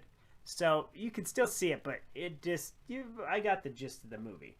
Their movie is, was that it for trailers? They didn't give me one. Well, oh no, she did. Sorry. Oh, okay, I see it. She was giving me my sound update earlier. She would say Rogue One was a terrible trailer for her. Didn't say why. Just says Rogue One or Cats, and I could get on board with Cats because that movie looked freaky as F, and I don't care if one of my crushes, Taylor Swift, was in there. Taylor Swift as a cat is disturbing, freaky, and a no. Yeah. Like I have no desire to ever see that movie. Ever. Not only did the trailer look terrible, but Jesse and I decided to 20-minute rule it one day. We got about 3 minutes in and had to turn it off. Yeah, we made it 3 minutes. It was so bad. Terrible CG, freaky looking weird cats, and of course, the trailer gave us all of that to begin with. So, well, that's crazy. You even watched it 3 minutes. Like I heard that movie was so bad, like they didn't even finish like some of the CGI. Like at times, like they have human hands when they're. Yep. It just looked freaky. I think if your name's attached to it, you want people to forget you were ever in that. Like James Corden, his movie career already dead. Oh, He's stuck in late night forever. Now, one of the things about Cats is I've heard that there is a little bit of a cult following in the way that Rocky Horror Picture Show, where people will go to the theater and make fun of it and do, weird things just despite the fact that it's a terrible, terrible movie. Yeah, no thanks. But even Taylor Swift is not enough for me for that. Exactly. But we are talking terrible movie trailers. Anybody else chime in on your end, Tone? No. There was a funny comment I got, but gotcha. No. I reached out to a few people to see if they said anything. No, but I do have one before you go to a list. Yeah, let's do it. Since no one else chimed. When I was going through a refresher, because when you've seen a million trailers like myself or you, it's hard to think of that one distinct one where you're like, you know what, that's the ultimate bad one. But then when you see it, you're like, oh yeah, that was really bad. I remember why I didn't like that. One of them that is really old school, and I'm glad they don't do trailers like this anymore, although I wish they had the original trailer voice guy. In a world. Who's in it. Exactly. You could do it. You should be the new one. Hey. But let's go Hollywood. back to Castaway. Interesting. And the problem with Castaway for the trailer is, and I jotted this down, is anyone who saw the trailer for Castaway, they had the entire movie spoiled for them in the trailer. Like literally in the preview, we're shown not only that the plane crashed, that Tom Hanks' character survives. He arrived on the island and he's all alone, which of course you got to build up like the point, like, yep, he's alive, he's stuck on an island. That's not too much of a spoiler. But all of a sudden it shows him age, like he's that nice, porty, healthy Tom Hanks when he crashes, but then all of a sudden he's really skinny and big beardy, and obviously you can tell he's stuck on the island for a long time. The trailer doesn't stop. It also shows his character building a raft, detailing a note how long he's been on the island. Even worse, at the end, it tells he survives and makes it home when the last shot of the movie is in the trailer. Oh, no. It shows him kissing Helen Hunt, and then it actually shows, like, yeah, you were on the island for 1,500 days. So, I mean, everyone saw the movie, which is great, but that trailer alone literally showed you what happens, where he goes, and don't worry, spoiler alert, he gets off the island. So back in the day, I don't recall catching all that, but rewatching that trailer, because it showed up in almost every list of bad trailers. So I had to watch it, and then I watched it, and I go, that's an awful trailer. Like, it's awful. And I hate I'm still glad I saw the movie, but right. I hate when they give away the farm in the trailer. What's funny is you were thinking about talking about old school trailers, and it made me think about what was it called? The Grindhouse with Quentin Tarantino and Robert Rodriguez. Yeah. And they did those intentionally bad, like 70s Grindhouse type trailers. They're so good because they're so bad. I would recommend everybody go onto YouTube, type in Grindhouse trailers, and just watch them. They're hilarious. No, yeah, I remember, what was that? It was Thanksgiving, the turkey one. Yeah, supposed to be directed by Eli Roth, and they even tried to make him or get him to make the movie, but obviously he didn't. But so funny. But we are talking awesome. Truly terrible trailers, and there is still time for you to chime in on our Facebook page at facebook.com/Kristian Fenix Radio. Just click in the live video there and comment. On this list, and I had forgotten about this one, and it was actually a decent enough movie for a comic book movie, the trailer for Venom. So the whole appeal of a Venom movie comes that the idea that Venom will, be in the movie. Apparently the folks working on Sony's Venom teaser didn't get that memo, though, because this reel featured a whole lot of Eddie Brock and none of the guy that the movie is named after. It was still an interesting trailer in that it gave us a look at Tom Hardy's Eddie and did a good job preparing us for the legitimately scary Marvel movie, though the film ended up being a fun buddy cop comedy to everyone's surprise. And that actually goes back to the fact that it was originally rated R and then they dumbed it down to PG-13. But ultimately in the trailer, you never got to see, boy, words are hard today, the actual Venom until the second Venom trailer. And even then you just got a quick little glimpse. That's actually, you know, it's kind of good they didn't show so much Venom. Like, that makes you want to see, like, how does he look as Venom? Is it good? Is it too much? You know? Right, but I mean, even if they give you sort of him becoming Venom, that would be enough to get you going, but the original teaser trailer had no Venom whatsoever. No, because I think even Morbius, at least there's a tease that he becomes Morbius the vampire. Exactly, and you see that for, you know, a half a second, but you know that that's Morbius, that's the character he becomes. So, yeah. You know, but that's terrible movie trailers for you. That's the marketing departments who either they don't have enough footage to work with, or, you know, they are just trying to pass something off because there's a deadline. Another movie that's on this list is Jurassic World Fallen Kingdom, which really missed the mark with its final trailer. It almost seems like a completely different marketing team had handled each one. The first one had really intense atmospheric music, a smart cut of scenes that didn't give away much of the plot, and best of all, a jaw-dropping cliffhanger ending that left viewers dying to know the fate of all three protagonists. The first trailer, however, undid everything that made the final trailer undid everything that made the first trailer special by spelling out the significance of what happened in the aforementioned teaser, as well as what plot events came after it and what the movie's endgame was going to be. And again, that's one of those things that gives you sort of the whole beginning, middle, and end. Why? We want to go see the movie. You made it exciting. Don't give away the farm. Yeah. Again, that's the number one annoyance, is when they actually show everything. You know, don't want to know. Like, I just want enough little sample size to be like, yep, I want to watch that. Moving on with disappointing movie trailers, this one, and it really comes down to the song selection for the movie trailer, because you have heard it in so many of them. Well, the high-octane sci-fi action movie involving motorcycles and laser guns. Yes, we're talking Star Trek Beyond, with the Beastie Boys Sabotage song that really didn't fit the Star Trek movies that J.J. Abrams had set up in the first two. It was sort of like a action-adventure, Fast and the Furious cash grab with the Star Trek name. It just didn't make sense to the context of the rest of the movie. No. Well, and that one was bad, too, in the sense that J.J. left. He just was a producer versus a director, because that's when he went to go do The Force Awakens. So you kind of just got this... It definitely had a way different vibe than the first two. Oh, it did. And it was directed by, I want to say, James Wan, who directed a couple Fast and the Furious, yeah. Yeah, Fast and the Furious. He did Aquaman. He also did a Saw movie or two.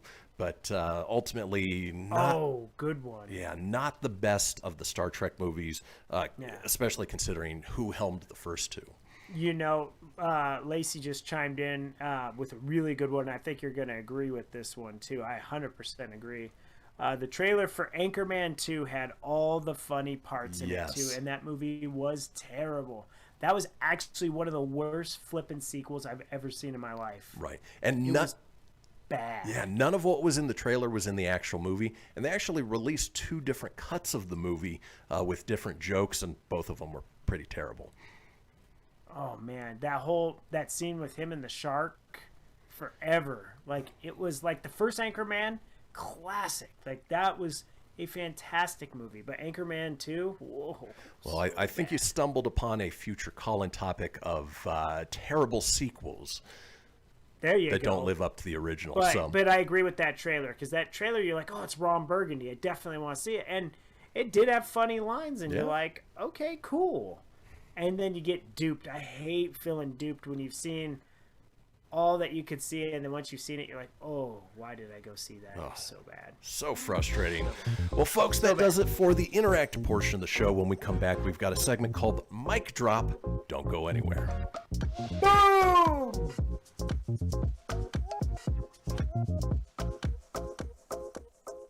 Okay, what are you wearing right now? Nothing. That's right. So mommy's gonna teach you how to dress yourself. Underwear always comes first, name tag at the back, then pants, then shirt. Get the first button in the right hole, or you have to start all over. Socks going first, then shoes, right on right, left on left. With shoelaces, just take the ends, cross them over, switch the loops, the rabbit goes down the hole, pull tight, and you're left with bunny ears. Got it? Why are your pants on your head? Most parenting's hard to do in just 2 minutes. 2 minutes twice a day making sure they brush their teeth is easier, and it could help save them from a lifetime of tooth pain.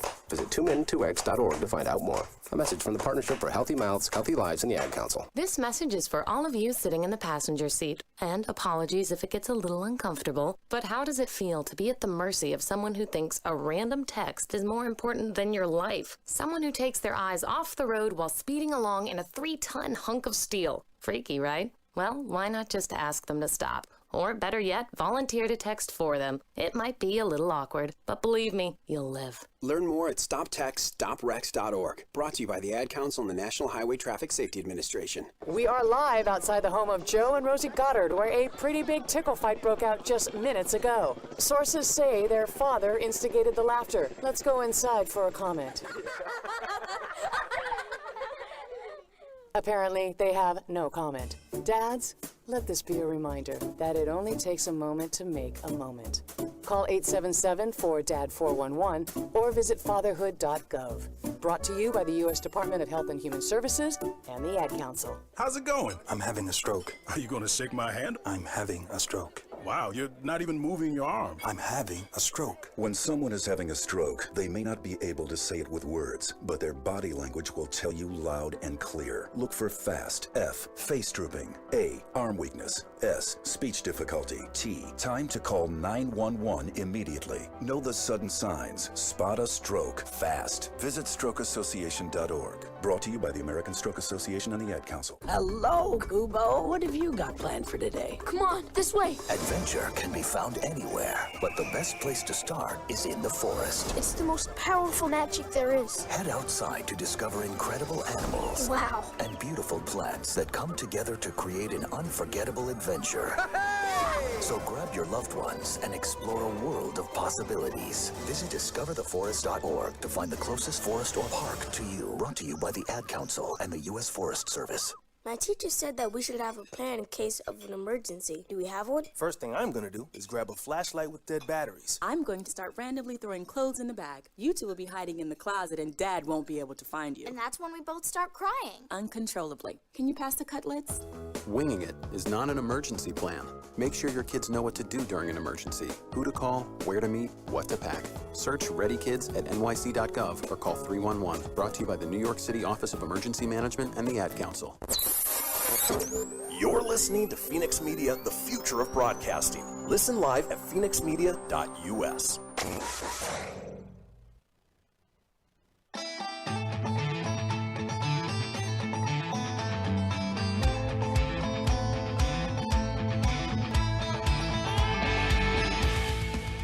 Get everything you need for the Kristian Fenix Radio Show over at phoenixmedia.us or on Facebook at facebook.com/Phoenix Media Radio. Now back to the show. And we are back. This is the Kristian Fenix Radio Show. It is Thursday, January 28th.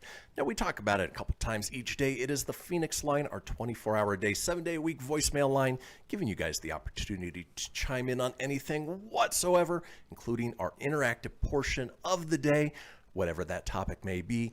Tomorrow's topic is worst first date stories. So, buddy, do I got one for you guys tomorrow. I'm sure. We've talked about red flags and how it ended. Well, now we're looking at how it started. What is the worst first date that you've ever been Must on? have been love, but it's over now. Well, we want to hear from you on the Phoenix Line at 855-PHOENIX-RADIO. That's 855-FENIX-RDO or 855-336-4973 for the alphanumerically impaired. All we ask is that you keep it entertaining. We'll compile those together, put them out in a future show. Now, in this segment, which we titled Mic Drop, wanted to look back at comments and just mic drop type comments. One of my favorite things to do each night as I wind down, get ready for bed, is go through Facebook and not necessarily read the articles, but actually go through the comments to see how people are battling it out and see if there are any really truly clever comments out there. And so this is a list of some great mic drop type comments that, they are good. They are very good. So let's go ahead and kick off with this first one. On a social media page, somebody writes, "My D is so big it goes from A to Z," to which somebody replies, "Look at your keyboard." He's on fire! Drop! Yeah, if you look at your keyboard, A and Z are kind of right next to each other. So here's one from a text message where mom got the upper hand. The child says, "Mom, stop. You're not funny. You never make jokes." To which she simply replies, "Well, I made you." He's on fire! Love it. Here's another text exchange with a nice little comeback. Says, "How was your flight?" To which somebody replies, "This is his GF. Who are you exactly? Why are you texting him?" To which the original person replies back, "Okay, first of all, stop calling yourself his girlfriend to make yourself feel better than the other girls. We all know you ain't official, so don't flatter yourself. Second, I'm the girl that can make any girl go from a GF to an X real quick. Now how was my brother's flight?" Ooh, wasn't a girlfriend. It was actually the sister. So he's on fire. Drop. Going back to one we were just talking about, again in a text exchange, somebody goes, "My D is so hard," to which the person simply replies, "Well, to find." He's on fire! Drop! Here's a meme that is John Oliver interviewing Stephen Hawking. And starts out with a picture of John Oliver. Says, "You've stated that you believe that there could be an infinite number of parallel universes. Does that mean there is a universe out there where I am smarter than you?" To which Stephen Hawking replies, "Yes. And also a universe where you're funny." Ooh. Ooh. He's on fire! You know. Drop! Stephen Hawking is actually kind of a funny guy. You know, if you ever watched The Big Bang Theory, he made he's great on that. Multiple guest appearances, and it's always fun. Always fun. His battles with Sheldon are legendary. All right, here's a Facebook exchange where somebody puts up a post. "It makes my heart smile when two ugly people find each other and fall in love." To which somebody replies, "So who's the lucky guy?" He's on fire! Ooh. Drop! Let's move on with mic drop replies and comments. Tony, how do you feel about Chelsea Handler? You know, I don't find her all that entertaining. I respect what she does. She makes a good living at what she does, but just I've never gravitated towards her. I don't find her funny. She had a talk show for a while. She had a variety show, but here's a meme from the talk show. She's interviewing, I assume, a band. Says, "I love globes, actually, because you can never remember where all the countries are. Like I didn't know Nicaragua was next to Costa Rica. Have you guys ever heard of Nicaragua?" To which they reply, "Yeah, because we were schooled in England." Ooh. Drop! Chelsea Handler. Can't stand her. All right, let's move on with mic drop comments. This a text exchange. The original person says, "Who is this?" To which replies, "How does it feel to F a second-hand pee that I have smashed 100 times, you asshole?" To which the original person replies, "Like brand new after the first inch and a half." Oh, man. Drop! And you don't have to tell the story, Tony, but that reminds me of a little conversation you had with my brother back in high school. Yep, that was definitely a mic drop before mic dropping was a thing. Exactly. I felt bad. Poor Alex. He didn't do anything. Yeah, that's all right. It was high school. He's over it Yeah, now. and just you guys can create your own story out of it. But I was with this really hot blonde girl for it was probably around about 2 weeks or 3 weeks, and then we broke up. I deserved a princess, yada yada, and then I saw her making out with Christian's brother, and then I asked his brother.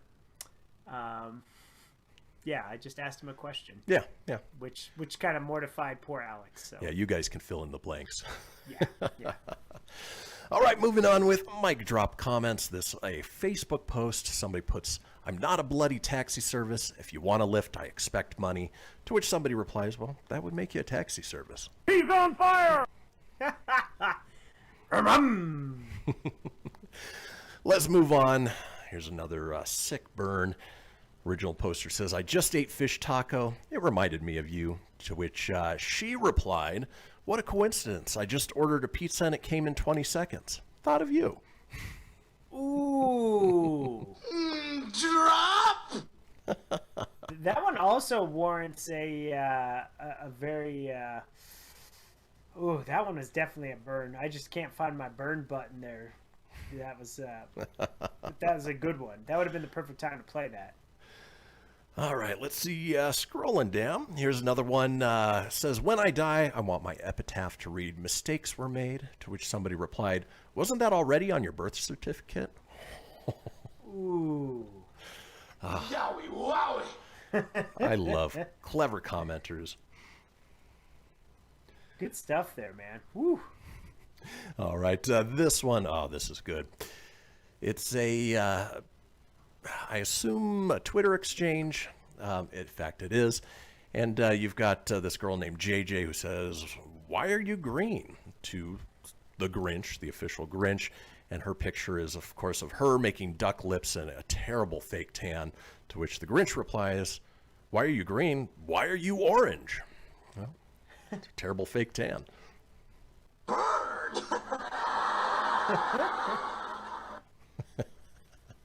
Oh, here's a great burn.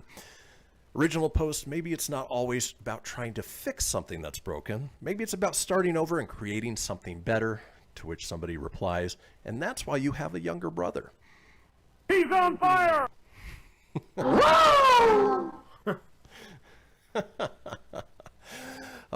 Tony, are you a Justin Bieber fan? Oh, huge, man. Massive. Are you a belieber? Not really, no. I'm a believer if you're a believer. Well, here's somebody who is trying to defend Justin Bieber on social media. Says he has 5 albums, 1 book, over 56 awards, 86 shows, and over 18 million fans, and only 18 years old. What do you have? To which somebody aptly replies, a penis. You underestimate my power!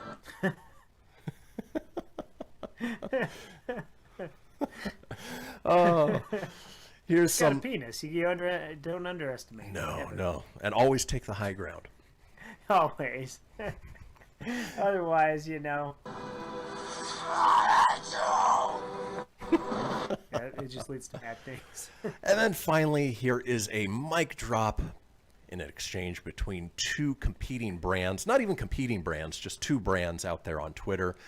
Old Spice chimes in and says, why is it that fire sauce isn't made with any real fire? Seems like false advertising. To which Taco Bell replies, is your deodorant made with really old spices? Probably not. You know who's a good roaster of just burning people? Who's that? Wendy's. Oh, Wendy's is great. Burns everybody. Well, Twitter folks, stuff there. we are headed into our break, but while you're on the break, go ahead and check out Wendy's Twitter account, and we'll be back for our final segment, This Day in History. Don't go anywhere.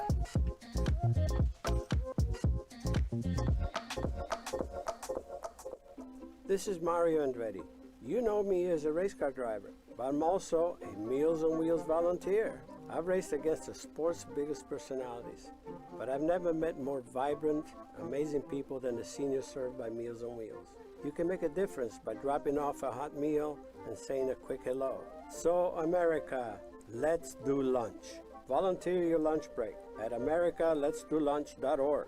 This message brought to you by Meals on Wheels America and the Ad Council. People been saying to your friend, get a different face, and posting on their feed, they're super ugly. The things they say to them online are cruel and they're not true. So tell your friend, I'll stand up for you.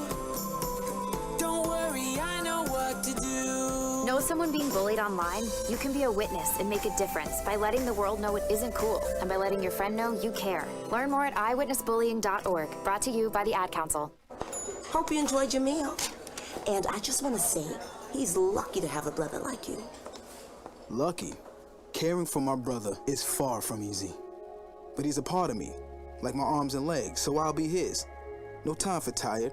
Nothing can disable this love. He needs me, but I'm the lucky one, even though I need help now and then.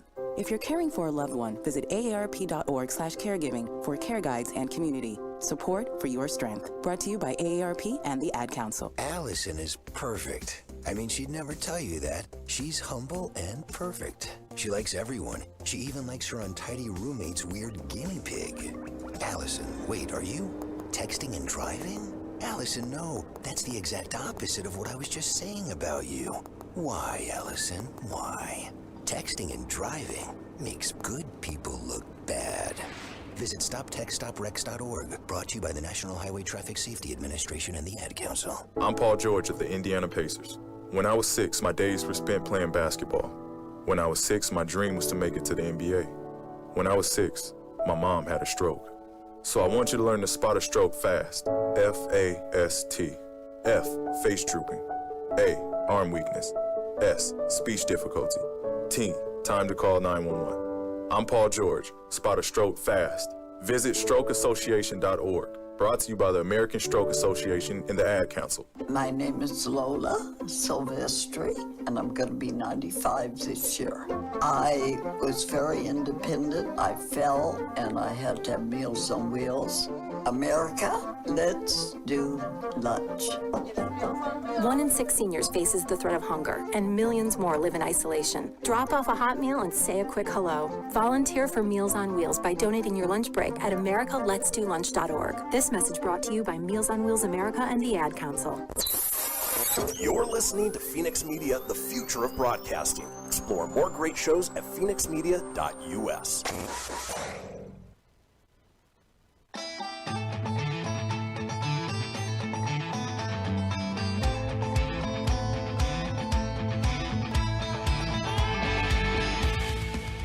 Get everything you need for the Kristian Fenix Radio Show over at phoenixmedia.us or on Facebook at facebook.com/Phoenix Media Radio. Now back to the show. Well, folks, we've made it to the final segment of this episode of the Kristian Fenix Radio Show. It is Thursday, January 28th. Now, if you missed a portion of the show or you want to go back and catch up on any of the previous shows, it's easy enough to do so. Head over to phoenixmedia.us, click on the show's link, scroll on down to the Kristian Fenix Radio Show. From there, you can get video, you can get audio as well, or head over to wherever you get podcasts. Apple, Google, Stitcher, Spotify, Anchor Breaker, iHeart, TuneIn, Doozer, Dozer, Geezer, Gozer. Are you a god? I don't give a Do I look like I do? Because I don't. That makes sense. Oh my god, lemon. Oh, wow. Don't know what that last one was. Well, I had it on. It was, the soundbite said Tiffany poll, and I wanted to throw something random at you. It was supposed to be yes, because there's like all kinds of yeses, and well, I just thought that one would be funny. It was already censored, didn't have to do much. And it was definitely random. And it was just a simple question. Are you a god? But apparently, she don't give an F. Apparently, she don't give an F.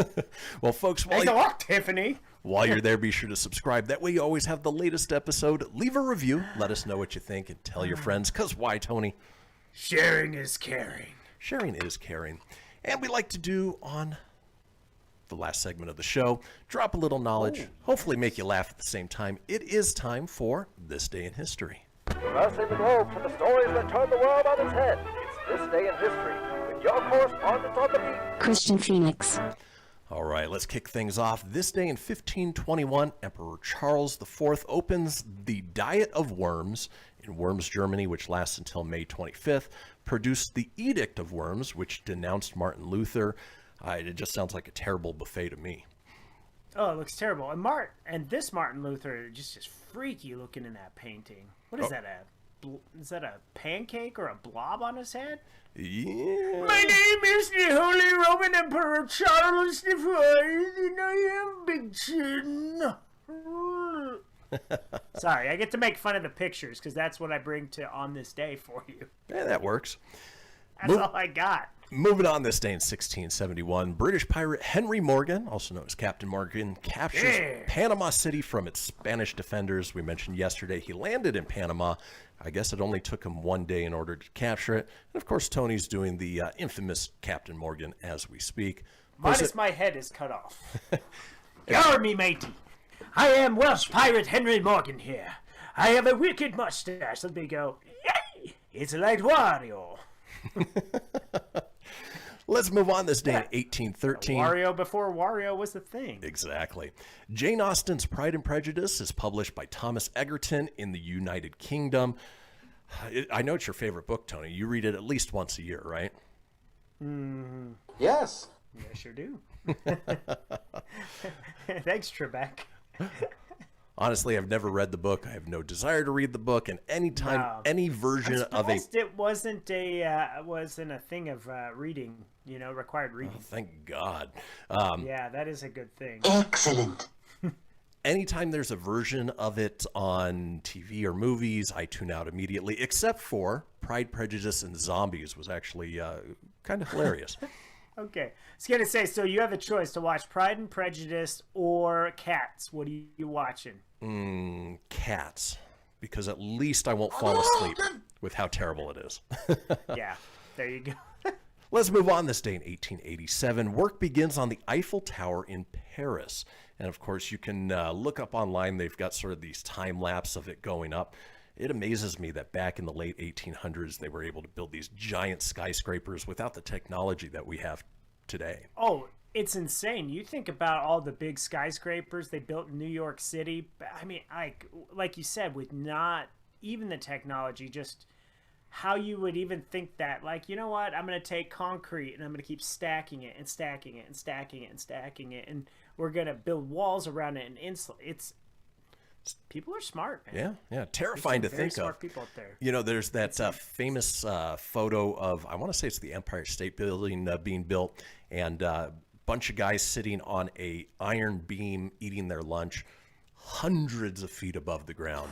You won't find me there. No, man. And I'm not afraid of heights. I'm kind of like, it doesn't really faze me, especially all the crazy like sky lifts I have to do at Costco sometimes. I've gotten accustomed to going that high.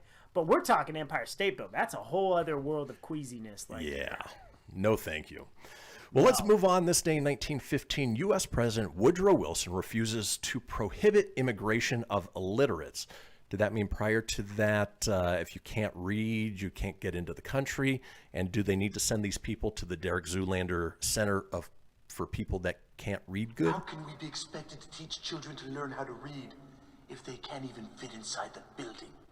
Finally got to use that soundbite for something. And it's funny that we had the same thought as far as it goes. That's Thanks, awesome. Woodrow. All right, Tony, get your impression ready. This day in 1956, Elvis Presley's first appearance on national television, the Dorsey Brothers stage show. Well, thank you very much. I'd like to be there. Love all them beautiful people there. Thanks for tuning in. Hunka burning love there. Yeah, it's a little better. A little bit better each day. Just a little bit. A little bit each day. A little more practice. A little more. This day in 1958, Dodger catcher Roy Campanella is paralyzed in an automobile wreck, which is sad to happen to any sports star. But, you know, if you're paralyzed maybe from the waist down, you can still catch, right? You know, just in the wheelchair, sitting there behind the plate. Ouch. Not so much? Okay. There you go. Same day in 1958, the Lego company patents their design of Lego bricks, still compatible with bricks produced today. So yeah, if you got a early 60s Lego set, you could still build it to use your Marvel set as well. So you're saying that Lego Batman will work with a 1958 Lego? It will. That's just... It's amazing. Another fun fact about Lego, the plural of Lego is Lego. So anybody who says, I'm picking up some Legos, technically you're wrong. So, you're just picking up Lego. Exactly. Ooh, this day in 1969, the NFL draft, O.J. Simpson from USC is first picked by the Buffalo Bills. I heard he could just cut through defenses. Yeah, he was a killer running back. Like he just, he just sliced and diced that, the O-lines. No one could stop that guy. Yeah, good on the Bills for taking a stab at him, so. Yeah. We got puns for days around here. Puns for days. That's the old. We haven't been very punny in a long time. No, I know. It's been a while. You underestimate my power. Your pun power. Let's move on. Pun power. This day in 1973, the 30th Golden Globes, where The Godfather, Marlon Brando, and Liv Ullmann are all big winners. Obviously, The Godfather is just a classic movie, and Marlon Brando's performance in there was fantastic. No, very, very. It's crazy to think that thing's gone a long time. You know, I know we've discussed that before on This Day in History. In fact, there's a new Francis Ford Coppola cut of the third Godfather coming out soon that sounds pretty interesting as well. But let's move on. Weird when they go back to dissect that. I know. Let's move on. This day in 1978, Ted Nugent autographs a fan's arm with his knife. I got cat scratch fever. Nah, nah, I'm gonna sign my name on your arm 'cause I'm crazy. Right. Wow. He was never a glam guy. He was very much a rocker, and then he was in that 80s supergroup Damn Yankees. That he was. Speaking of music history, this day in 1985, charity single We Are the World is recorded by supergroup USA for Africa, consisting of Michael Jackson, Lionel Richie, and other pop stars. You remember We Are the World? Yeah, and you know what I think of that song? Love what it did for, I love that it was for a charity, but man, that song sucked. Yeah, it was pretty cheeseball. And everyone was so dramatic, like in the video, like Huey Lewis and like Cyndi all of Lauper. them, they like, we are the world! We are the children! It's like, dude, just sing your line. You don't have to be all theatric about it. Right. I'd have liked Macho Man singing it. We are the world. Oh, yeah. We are the children. F them little children. Oh, yeah.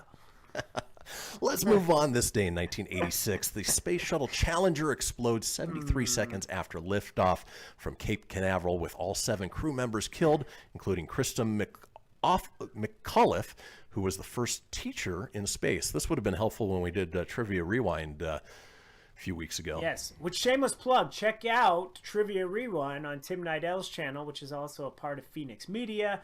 And also, fun little fact, before Christina McAuliffe, I butchered her name, I'm sorry. Close enough. But it was supposed to be the actor who played Big Bird. We found out that That's episode right, yeah. was supposed to go up there. So this is actually a good thing. Big Bird technically should have been on there. Yeah. But he declined it.